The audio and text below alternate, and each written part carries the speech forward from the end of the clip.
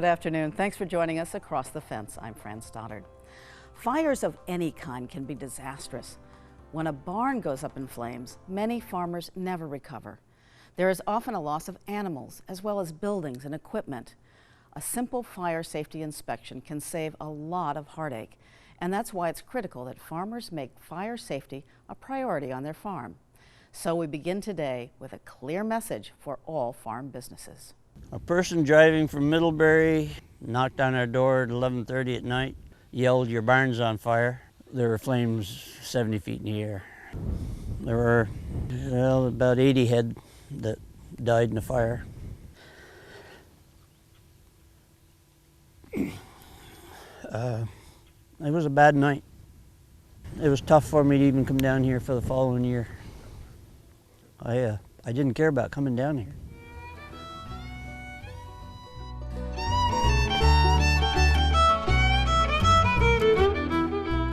Every year, devastating fires occur on Vermont farms.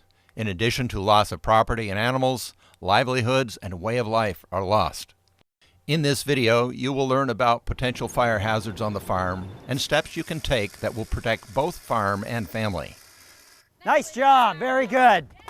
An important first step is for you to identify all the fire hazards on your farm by performing a walkthrough while filling out a fire safety checklist and sketch. From this, you will develop a pre-plan to share with your local fire department. It is not uncommon for your insurance company to assist you with your walkthrough. We recommend you organize your search by barn, housing, farm machinery, and shop. So typical of a farm shop, we have the cutting torches with the oxygen and acetylene tanks. The problem area I can see here is the leftover canisters of oil. Particularly the oily rags can be an issue if you're doing any cutting in this area. Sparks can fly up, catch this, or any oil left on the surface. A good point here is they have the extinguisher affixed to the cart itself. So here we have the MIG welder sitting amongst a lot of debris and combustible materials, the cardboard, grease gun, oil cans, things like that. This can be a problem when you're welding. Sparks from the welder jumping onto that and starting a fire.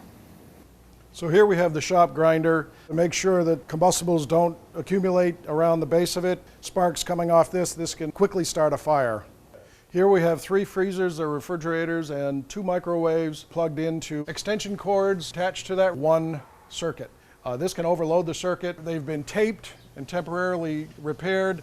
This is a problem. These will heat up and could potentially start a fire. Keep in mind, extension cords are only for temporary use. Here we have the second electrical cord running along the floor. This can potentially be run over and cut, and this could create a problem if there are any combustibles around it.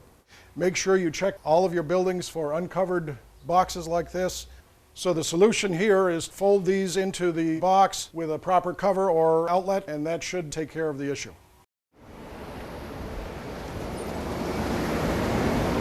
So here we have an example of a newly installed fire extinguisher. However, it is not free and easy access to it. All of this should be away from the extinguisher so you can easily grab it.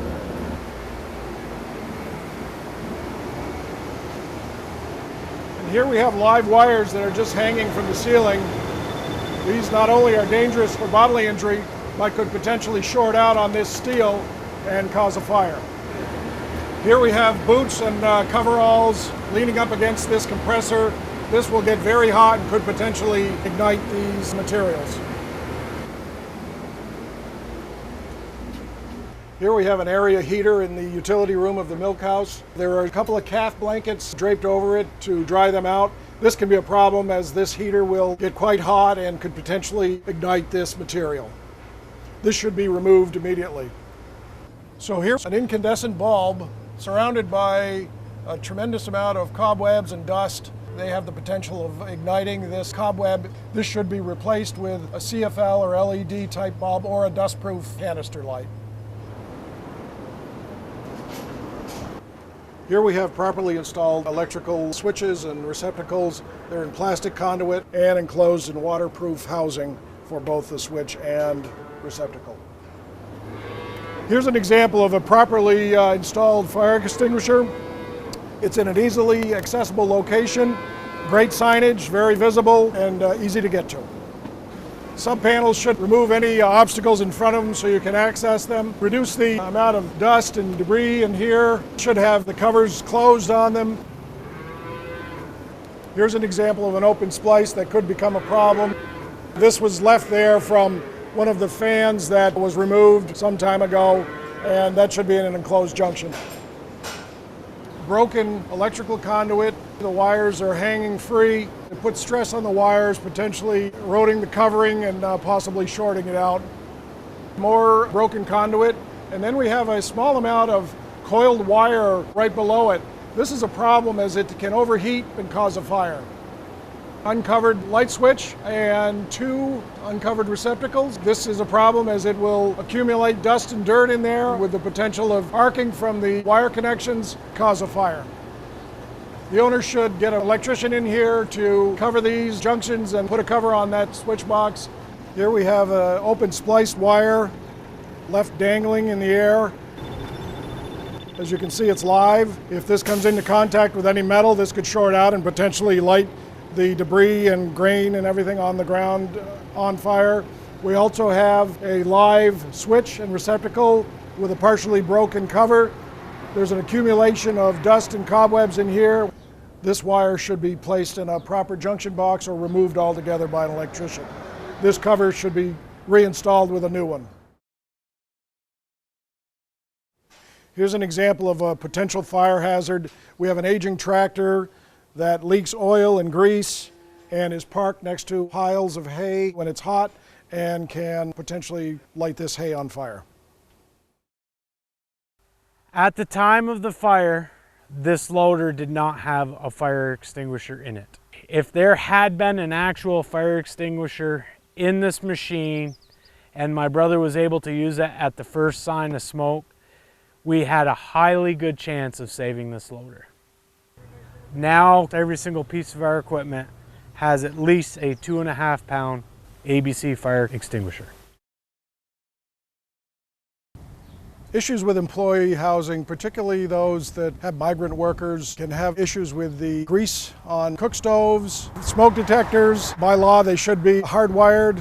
Unfortunately, in many cases, been disconnected or the batteries taken out for another purpose, rendering them ineffective. Make sure that the fire extinguishers are up to date and located properly throughout the mobile home or employee housing. Once you've completed the inspection and filled out the farm fire pre-plan and noted the hazards on your floor plan map, give a copy to your local fire department. In addition, install a reflective E911 locatable address sign clearly visible at the entrance of your farm. This will save the fire department precious minutes in the event of a fire. Also, if you have a farm pond or stream, consider installing a dry hydrant. Dry hydrants provide firefighters with easy access to a critical source of water. But remember, your first line of defense against a fire spreading is to have working fire extinguishers on site. The method in which we are using an extinguisher is called the PASS method. The PASS method stands for pull, aim, squeeze, sweep. Pull the pull pin, aim it at the base of the fire, squeeze the valve assembly, and sweep. They only work during the incipient stage of the fire, but if you discover a fire, call for help immediately. Call the fire department, grab the extinguisher, use the PASS method, pull, aim, squeeze, sweep, put the extinguisher down, and stay away from the fire. Fire safety inspections are also important for homeowners. So whether you're protecting a farm, business, or your family, contact your insurance agent for important fire safety advice. The warmer weather is bringing the gardening season closer. Many of us are looking forward to the vegetable garden, but what about the flower garden? Former UVM Extension horticulturist Leonard Perry spoke with an author about her book for flower gardeners. Here in Extension, we're lucky to have many authors that we can take advantage of in our programs and get to know, like my friend Carrie Mendez, who's with us today. Thank you so much for being here, Carrie. Thank you. It's great. And what I'd like to look at here is, I guess this was your first book you came out with, of several you have now, and this is a Flower Gardener's Top 10 list. Tell us what those lists are about. This book, I wanted to embrace everything from what are great plants in sun to shade and all different groups of plants, you know, your perennials, annuals, shrubs, small trees. But the other half of this book, I wanted to talk about good, organic, sustainable practices for caring for our gardens. You know, the best ways to water your gardens, how to weed your gardens, how to keep Bambi and Thumper, you know, deer and rabbit off your plants. So talking about good garden care practices, working with workhorse plants, and also what to do when in the gardens so that your gardens really are in their best shape year round. I mean, talking about what you do in January even, and different things that would be time well spent for. So those would be like a list, 10 things to do in January or whatever. Exactly. Because you have 70 lists in here. It looks like, yeah, it sounds like a lot, but there's a lot of topics there too to cover. And it's not just those plants. It's garden practices, like you say, as well as plants. And I know you have some color photos of plants here, but a lot of it's just like you are, like, you know, let's just get right to the chase here, and let's, you know, here are the things to do, you know, and just some real good take-home tips, easy to read. And one of the things I have to just say, because talking about easy to read, I get so many comments about my book, especially this one, that it's so humorous. They just chuckle. I mean, they feel like they're reading something that's fun and laughing as they're reading some of my things about the chipmunks or whatever. And I wanted to spin a lot of humor. We want to have nice gardens. We want to enjoy it. Want to make good choices. Well, I think, you know, that's part of you, and, you know, and just having, and like you say, you've got to have fun gardening and not get too carried away with it or get too uptight about it. And also, you are a gardener. You do a lot of this stuff yourself. You have your gardens pictured, and so you're writing from real first-hand experience, which I think is very valuable. Yeah, I'm a self-taught gardener. I've learned from great people like yourselves and others. I've come up through the ranks with a lot of dirt under the nails and learned from successes. Well, I think and that's one of the failures. best ways. And so thank you so much for sharing you. all these tips. I look forward to looking through a lot of these, and hope the viewers can too. And thank you so much for watching today on Across the Fence. For University of Vermont Extension, I'm Leonard Perry. Thank you, Leonard. And once again, thank you for joining us across the fence. I'm Fran Stoddard. Stay well.